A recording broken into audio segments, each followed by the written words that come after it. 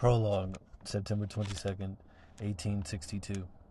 Lincoln tells a story. Lincoln began the meeting with the story.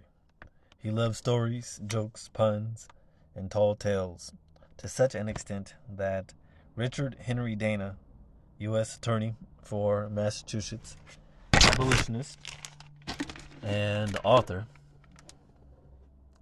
of the memoir 2 years before the mast, 1840, had lamented that Lincoln does not act or talk or feel like the ruler of a great empire in a great crisis.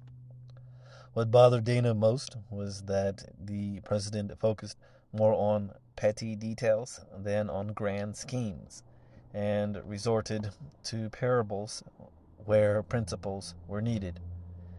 He likes rather to talk and tell stories with all sorts of persons who come to him for all sorts of purposes, than to give his mind to the noble and manly duties of his great post.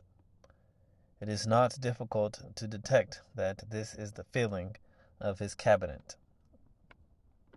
If so, several members of Lincoln's cabinet must have murmured when they gathered at noon for that meeting on Monday, September 22nd, 1862, and the president, after some small talk among the group, began by reading a piece from a book by the humorist Artemus Ward.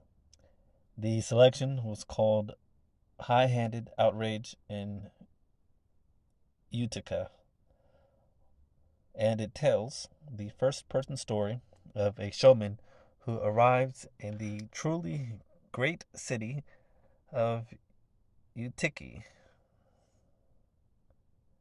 and begins to present his various beasts and snakes. The showman also has a set of wax figures of the Last Supper. Suddenly, a big burly feller grabs the figure of Judas and starts to pound and pulverize it. The showman screams, "You egregious ass! That air's a wax figure." But the incensed man responds that Judas can't show himself in the town with impunity, and destroys the figure, but the showman sues, and the jury brought in a verdict of arson in the third degree. A visitor had once remarked that Lincoln's stories seemed dull in print, unless you could give also the dry chuckle with which they are accompanied, and the gleam in the speaker's eye, as with the action habitual to him, he rubs his hand down the side of his long leg.